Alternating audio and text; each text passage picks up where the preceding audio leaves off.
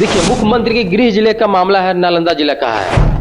रहुई थाना अंतर्गत एक मामला एक सोशल वर्कर है, समाज सेवी है, इनके पास आया है। आइए पूरा जानते हैं पूरा मामला क्या है। जी, ये मामला नालंदा जिले का है, रवि थाना का, और उसमें एक हरेराम पासवान जी हैं, उनकी हत्या कर दी गई है करंट लगा के। अभी मामला सबसे डिफिकल्ट यहाँ पे आता है कि 1 महीना से ये लोग दर-दर की ठोकरें खा रहे हैं, लेकिन अभी तक प्राथमिकी दर्ज नहीं हुई है। जबकि अगर मैं एज ए नागरिक बात करूं, तो हमारी सबसे पहले कोई भी अगर हमारे ऊपर हिंसा होती है, कोई भी एट्रोसिटी होती है, तो पहला काम ही प्राथमिकी दर्ज करने का होता है। लेकिन यहाँ पे इतना बड़ा क्राइम हो गया, हत्या हो गई, 3 छोटे-छोटे बच्चे हैं, एक महिला विधवा हो गई, एक वृद्ध व्यक्ति जिनको अपनी आंख के सामने एक जवान अपने बेटे की मौत देखनी पड़ रही है, और वो न्याय के लिए अब भी भटक रहे हैं, रो रहे हैं। तो ये मामला नालंदा का है, और बहुत अफसोस की बात है कि अभी तक इनकी प्राथमिकी दर्ज नहीं हुई प्रॉपर सेक्शंस में। तो ये लोग न्याय के लिए आए हैं और आज यहाँ पे हमारे ऑफिस में पहुंचे हैं। मैडम, हम ज़्यादा समय नहीं लेते हुए हम बात करेंगे। आपने वहाँ पर जाके अपने स्तर से जांच की? जी हाँ, हम लोग जैसे केस का हम लोगों को रिया पासवान से पता चला। रिया पासवान सोशल एक्टिविस्ट है और बहुत अच्छा काम दलित समाज के लिए कर रही है। रिया से ही इस केस के बारे में हम लोगों को पता चला, और हमारे यहाँ से एक टीम बनी, वो तुरंत नालंदा में जाके विक्टिम फैमिली से मिली, और वहाँ पे पता चला कि जो हरेराम पासवान जी हैं, उनकी किस तरह से हत्या की गई करंट लगा के। उनकी डेड बॉडी एक फील्ड में मिली, मुंह में मिट्टी ठूसा हुआ था, हाथ बंधे हुए थे, और खुद पुलिस ने आके देखा है कि उस फील्ड में डेड बॉडी मिली है। उसके बावजूद भी, और जिस फील्ड में जहाँ पे डेड बॉडी मिली वहां पे करंट या फिर वायर का कोई नामो निशान नहीं था। खुद पुलिस को पता है कि करंट लगा के उसकी हत्या की गई और फिर बॉडी को उठा के फील्ड में फेंका गया है। तो वहां ये सारे तथ्य को ना देखते हुए पुलिस ने इसमें यूडी केस किया, और 1 महीना से जो विक्टिम फैमिली बार बार बोल रहे हैं कि हमारे जो बेटा है, हमारे जो पति हैं, उनकी हत्या हुई है, इनकी हत्या में केस आप दर्ज कीजिए, आज तक वो केस दर्ज नहीं हुआ है। मैं पेशे से अधिवक्ता भी हूँ, Patna session court high court में मेरी प्रैक्टिस है, तो एज एन एडवोकेट भी मैं ये चीजें देखती हूँ। तो इतने लूप होल्स हैं यहाँ पे, इतना डिलेइंग है कि कहीं ना कहीं न्याय फिर दिख नहीं रहा है कि मैम, न्याय के लिए कहाँ मतलब इनका आवेदन दिए हैं? जी, अभी तक जैसे मैंने बताया कि हम लोगों ने फैक्ट कलेक्ट किया है, कहाँ से हुआ है। मैंने खुद डीएसपी से भी बात की, एसएचओ से बात की, लेकिन जो भी अभी तक है, अभी तक नहीं हुआ है। हमेशा निराशा ही साबित हुई है अभी तक। उसके बाद हम लोगों ने कमीशन, जो हमारे आयोग हैं, दिल्ली एनएचआरसी जो बोलते हैं, नेशनल कमीशन जो आयोग है, वहाँ पे हम लोगों ने आवेदन किए हैं। वहाँ से रिप्लाई भी आया है। उन्होंने डीएम और एसपी को रिकमेंड किया है कि वो इस केस को दोबारा से जांचे, तफ्तीश करें और इस केस को अच्छे से देखकर प्राथमिकी दर्ज करें। तो हम लोगों ने कमीशन हो या फिर एसपी हो, डीएसपी हो, हर किसी को आवेदन दिए हैं।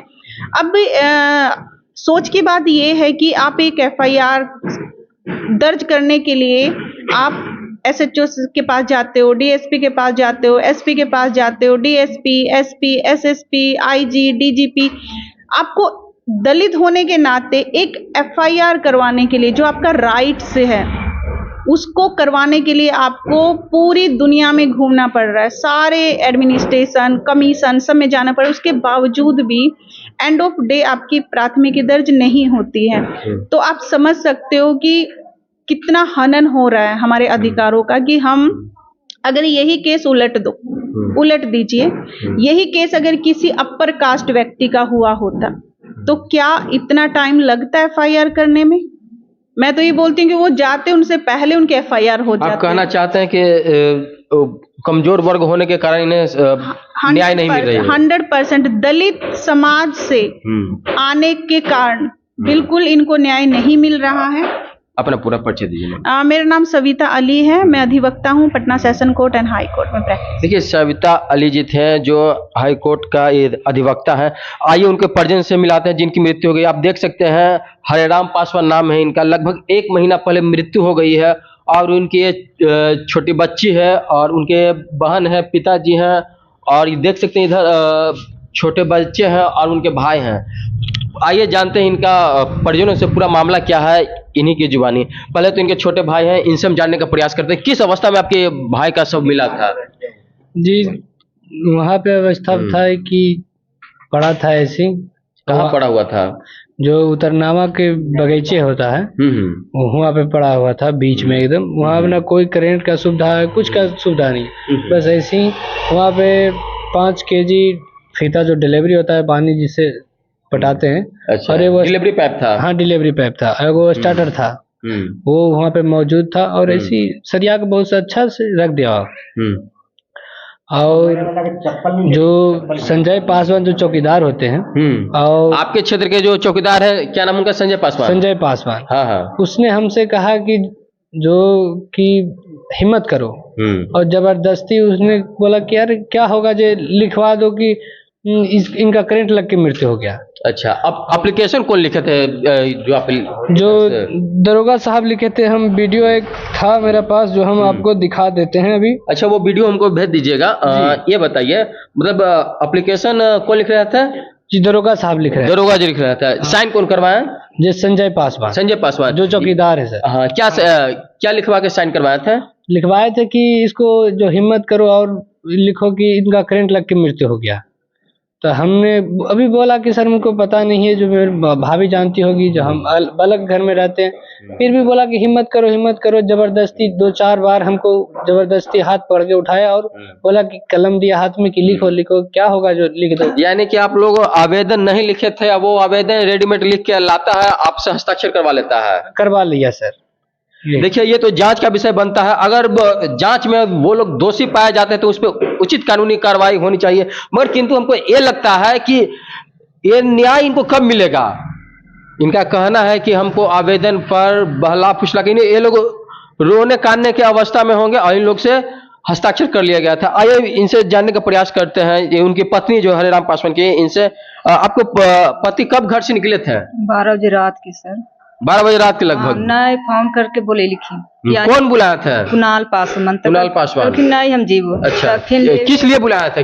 बर्थडे लगी। बर्थडे में? हाँ कि बर्थडे है। किसका बर्थडे था? उसको घर के बगल के है। उसके घर के बगल था और वो बुलाने आए थे? हाँ। क्या बोले थे कि मतलब बर्थडे है, चलिए? बर्थडे है, चलिए। तो वो घर कितने बजे कुछ कह के नहीं निकले थे? क्या बोल गए? नहीं, फोन लिखिन तम पूछली कि के तो कहलखिन कुणाल बर्थडे में बुला रहलन जे कहलखिन।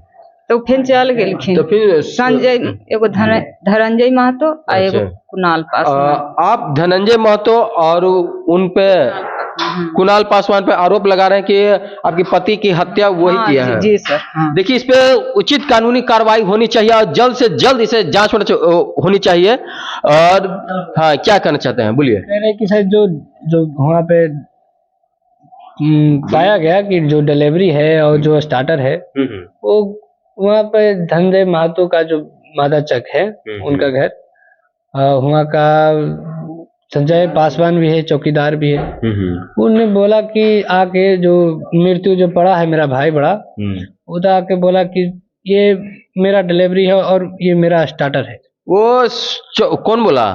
धनंजय महतो बोला। धनंजय महतो बोला कि जो सबके पास जो डिलीवरी पाइप पानी पटाने वाला है और स्टार्टर है जो मेरा है। अच्छा जी। और वहाँ पर आसपास में कोई लाइन नहीं था? कोई बहुत दूर तक कुछ लाइन नहीं है सर। देखिए, जिस अवस्था में इनका फोटो जो हम देख रहे हैं कि इनका हाथ बंधा हुआ है, मुंह में मिट्टी है और उस अवस्था में कहीं आसपास में लाइन नहीं है, तो इससे साफ जाहिर होता है कि कहीं से करंट लगाकर मार दिया गया हो, या फिर उसे किसी तरह से जानलेवा हमला करके हत्या कर दी गई हो। तो हम बिहार की सरकार से यह जानना चाहते हैं कि न्याय कब मिलेगी इनको? पासवान समाज के बड़े बड़े नेता हैं, वहां तक कि वहां पे कौन पासवान समाज के कोई नेता गए थे? जी गए थे। चिराग को जो समर्थन करते हैं संजय पासवान, जो देखिए इनका कहना है कि संजय पासवान जी जो चिराग पासवान के अमदी थे वो भी गए थे, मगर किंतु अभी तक इनको न्याय नहीं मिली है क्योंकि इनका FIR नहीं हुआ है। हम यह बिहार सरकार से जानना चाहते हैं कि अपराधी से वो डर रहे हैं या फिर हमको कुछ समझ में नहीं आ रहा यहाँ पर कौन सा शब्द का उपयोग करें। अपनी प्रतिक्रिया हमारे कमेंट में जरूर दीजिएगा। देखते रहेंगे विशेष रिपोर्ट। धन्यवाद।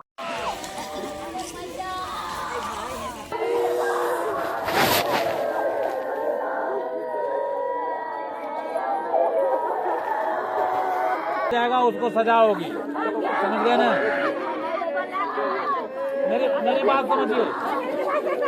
मेरी बात समझिए कि अब तो हम क्या कहें, जान वापस नहीं हो सकता है। हम इसीलिए आए हैं कि जो कोई दोषी है उसको सजा दिलाएंगे, समझ गए ना? मगर इसके लिए जरूरी है कि उसका सही तरीके से जांच हो, जिससे कि उसको सजा दिलाने में मदद मिलेगा। तो आप लोग नहीं समझ गए, आप ठीक है। देखिए आप लोग मतलब बाल बच्चा है आपका, ठीक है ना। देखिए अब आप रोइएगा तो कौन पालेगा सब बच्चा सबको, समझ गए ना। सुनिए, जो भी इसके लिए प्रावधान है हम कहीं बात करेंगे सीओ वीडियो सबसे, ठीक है। अभी ले जाओ बाबू, इसके लिए आएगा। देखिए हम समझ गए।